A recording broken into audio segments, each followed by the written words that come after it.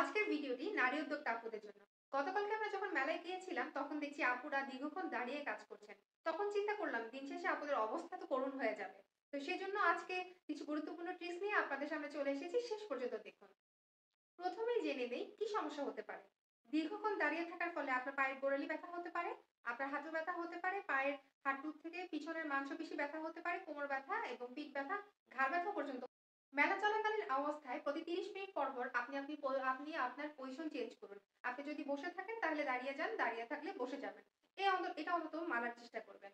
এরপরে আপনি নরম জুতা পরার চেষ্টা করবেন, যেহেতু আপনাদের দীর্ঘক্ষণ দাঁড়িয়ে কাজ করতে হচ্ছে। একটা এক্সারসাইজ আপনাকে দেখিয়ে দিচ্ছি।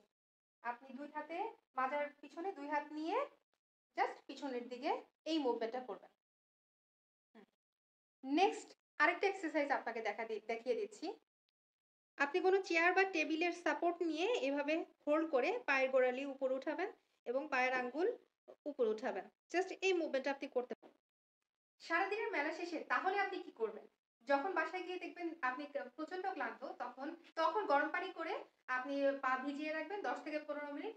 যদি চান একটু লবণ অ্যাড করে নিতে পারেন তাহলে আরো বেটার হয়, না হলেও কোনো সমস্যা নেই। এবং আপনি গরম পানিতে একটু গোসল করে ঘুমিয়ে যেতে পারেন, দেখবেন সারাদিনের ক্লান্তি দূর হয়ে গেছে।